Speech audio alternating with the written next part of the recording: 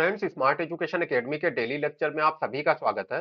देखिए, आज हम लोग एथिक्स के क्वेश्चन को डिस्कस करेंगे। तो क्वेश्चन है, अक्सर कहा जाता है कि निर्धनता भ्रष्टाचार की ओर प्रवृत्त करती है, परंतु ऐसे भी उदाहरणों की कोई कमी नहीं है जहां संपन्न एवं शक्तिशाली लोग बड़ी मात्रा में भ्रष्टाचार में लिप्त हो जाते हैं। लोगों में व्याप्त भ्रष्टाचार के आधारभूत कारण क्या है? उदाहरणों के द्वारा अपने उत्तर को संपुष्ट कीजिए। देखिए, पहले क्वेश्चन को समझते हैं। क्वेश्चन में क्या एंगल बताया जा रहा है। देखिए, अगर मान लीजिए कोई गरीब व्यक्ति है और वो भ्रष्टाचार करता है, तो ये बात क्लियरली समझ में आती है कि जिसकी जरूरतें पूरी नहीं होंगी, जिसका पेट खाली होगा, वो भ्रष्टाचार करेगा क्योंकि उसके पास और कोई रास्ता नहीं है। लेकिन ऐसे लोग जो शक्तिशाली हैं, जो संपन्न हैं, जिनके पास कोई कमी नहीं है, बल्कि जिनके पास जरूरत से काफी ज्यादा है, वो लोग भी भ्रष्टाचार में लगे रहते हैं। तो इसके पीछे क्या कारण है? अब देखिए, गरीबी इसका कारण नहीं हो सकती है। अगर केवल इसकी भ्रष्टाचार का एकमात्र कारण अगर गरीबी होती, तो निश्चित रूप से जो अमीर लोग हैं वो भ्रष्टाचार में नहीं लगते। लेकिन क्योंकि अमीर लोग, संपन्न लोग भी भ्रष्टाचार में लगे हैं, तो ऐसे में पूछा जा रहा है कि ये भ्रष्टाचार के फिर आधारभूत कारण क्या है।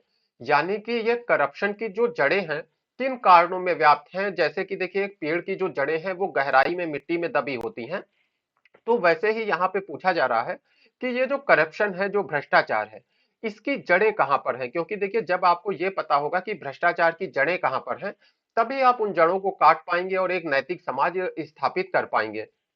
और इसके देखिए, आपको एग्जाम्पल भी देने होंगे। यानी कि जो बात आप यहाँ पे बताएंगे, उसके आपको एग्जाम्पल भी देने होंगे। तो देखिए, क्या है कि जो एग्जाम्पल हैं वो तो अलग अलग समय में बहुत सारे आपको मिलते रहते हैं। जैसे कि आप अगर वर्तमान की बात करें तो विजय माल्या का एग्जाम्पल है, नीरव मोदी का एग्जाम्पल है, हर्षद मेहता का एग्जाम्पल है। ये सारे वो एग्जाम्पल हैं जो अभी पिछले 1-2 सालों में चर्चा में रहे हैं।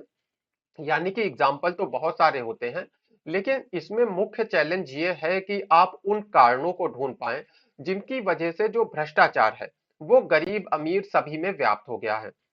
देखिए, इसको मैं जिस तरह से देखता हूँ उस तरह से आपको समझाऊंगा। और देखिए, देखने का नजरिया हर किसी का अलग अलग होता है।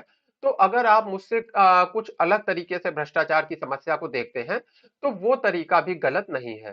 देखिए, भ्रष्टाचार की समस्या को समझने के लिए ये भी जरूरी है कि हम लोग समझें कि मनुष्य का मनोविज्ञान किस तरह से काम करता है। यानी कि मनुष्य की जो साइकोलॉजी है वो किस तरह से निर्मित होती है। तो देखिए, यहाँ पर मैं आपको एक केस स्टडी बताऊंगा, और ये केस स्टडी एक सच्ची घटना के ऊपर आधारित है, जिसे मैंने एक बुक से पढ़ा है। तो देखिए, क्या है कि एक महिला है जिनका वजन लगातार बढ़ता जा रहा है। अब ये महिला, जाहिर सी बात है, इनको डॉक्टर लगातार सलाह दे रहे हैं कि आप अपनी डाइट के ऊपर कंट्रोल करिए, आप जिस तरह का भोजन ले रहे हैं उस पर कंट्रोल करिए। लेकिन बहुत सी कोशिशों के बाद भी ये जो महिला है, इसकी कुकी खाने की जो आदत है, जिसे हम लोग कुकीज कहते हैं, तो ये जो कुकीज खाने की आदत है वो नहीं जा रही है, जिसकी वजह से इनका वजन बढ़ने से रुक नहीं रहा है, लगातार बढ़ता जा रहा है। अब देखिए, डॉक्टर्स भी परेशान है कि ऐसा क्या कारण है कि ये महिला अपने आप को रोक नहीं पा रही हैं। तो अब देखिए, थोड़ी सी जांच पड़ताल की जाती है कि ऐसा क्यों हो रहा है, इनकी थोड़ी सी साइकोलॉजी को समझने की कोशिश की जाती है। तो देखिए, ऐसे में ये पता चलता है कि इस महिला का जब बचपन का समय था, यानी कि जब ये महिला एक बच्ची थी, तो उस समय इनको तारीफ मिलती थी जब ये अपनी टेबल से, देखिए घर की जो इनकी टेबल थी, खाने की जो टेबल थी, जब उस टेबल से ये कुकीज को उठाकर खाती थी, तो उन कुकीज को उठाकर खाने पर इनके घर वाले हंसते थे, इनकी तारीफ करते थे। तो इससे क्या हुआ कि इन्होंने एक चीज सीखी कि जब हम कुकीज को उठाकर खाते हैं तो इससे हमें तारीफ मिलती है। और उसके बाद क्या हुआ, ये जो महिला है, इनका जीवन कुछ ऐसा हो गया कि इनको किसी चीज के लिए तारीफ नहीं मिली, ज्यादातर इनको असफल रहना पड़ा जीवन में। तो इसकी वजह से क्या हुआ, इनकी जो साइकोलॉजी है उसमें जो कुकीज हैं उनका बहुत ज्यादा महत्व हो गया। क्योंकि देखिए, कुकीज खाने पे इनको वही चीजें याद आती थी पुरानी, जबकि इनको तारीफ मिलती थी। और इनके पूरे जीवन में केवल वही कुछ ऐसे पल थे, या कह लीजिए कुछ वही ऐसा समय था जिसको ये सुखद समय के रूप में देख सकती थी, जिसको याद करके ये खुश हो सकती थी।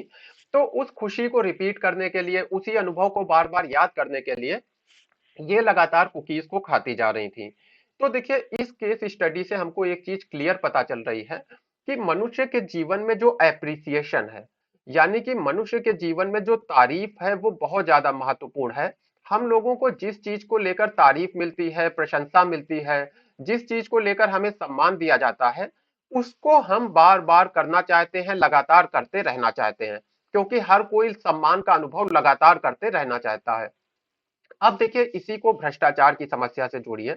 आज के समय में देखिए ये तारीफ, ये सम्मान किसको मिल रहा है? ये तारीफ, ये सम्मान किसी नैतिक व्यक्ति को नहीं मिल रहा है, बल्कि ऐसे व्यक्ति को मिल रहा है जिसके पास अच्छी संपत्ति है, जिसके पास शक्ति है। तो देखिए क्या है कि जब आप संपत्ति को तारीफ देंगे, संपत्ति को सम्मान देंगे, और जो मनुष्य की पूरी साइकोलॉजी है वो सम्मान के पीछे भागती है, तो जिस चीज को आप सम्मान दे रहे हैं, व्यक्ति उसी चीज के पीछे भागेगा, चाहे उसके लिए उसे गलत तरीका भी अपनाना पड़े। तो यानी कि जो हमारा समाज है, इस समाज के ऊपर किसका कब्जा होता है? देखिए कुछ वर्गों का कब्जा होता है, जैसे कि कंपनीज हो गई बड़ी बड़ी। तो ये कंपनीज क्या करती हैं, हमारे अंदर अलग अलग तरह की इच्छाओं को जगाती हैं। जैसे कि कार से रिलेटेड इच्छा हो गई, इस तरह की बहुत सारी इच्छाएं जो हैं।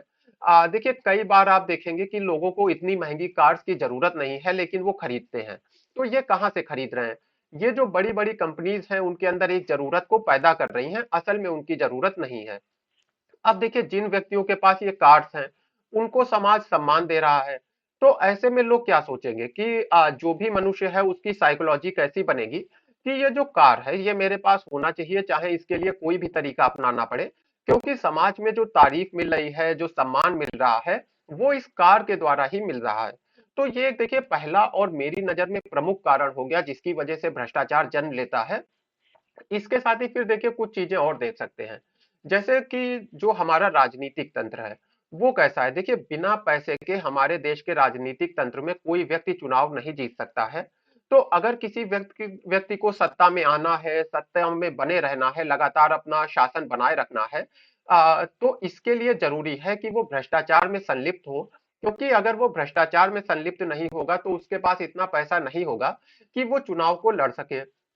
इसी तरह से हमारे देश में लंबे समय से देखा गया है कि जो व्यापार का माहौल है उसमें भी भ्रष्टाचार व्याप्त है।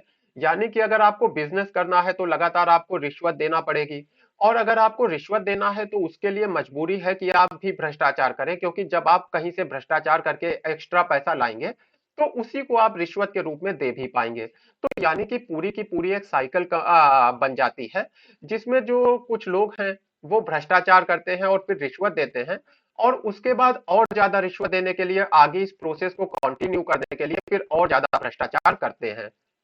इसके साथ ही देखिए जो हमारे सिस्टम है वो अभी भी बहुत ज्यादा कमजोर है। जिन लोगों को पनिशमेंट मिलना चाहिए वो नहीं मिल पाता है, बहुत सारे लोग कानून से भाग भी जाते हैं, जैसे विजय माल्या जैसे लोग भाग भी गए। तो ऐसे में जो एक कमजोर तंत्र है वो भी एक कारण है भ्रष्टाचार का। तो देखिए इस तरह से हम लोगों ने कुछ आधारभूत कारणों को ढूंढा, यानी कि कुछ ऐसे बेसिक कारणों को ढूंढा जिसकी वजह से भ्रष्टाचार जो है समाज में व्याप्त है। और इससे हमको ये भी पता चल रहा है कि अगर भ्रष्टाचार को दूर करना है तो हमें किस तरह के कदम उठाने होंगे।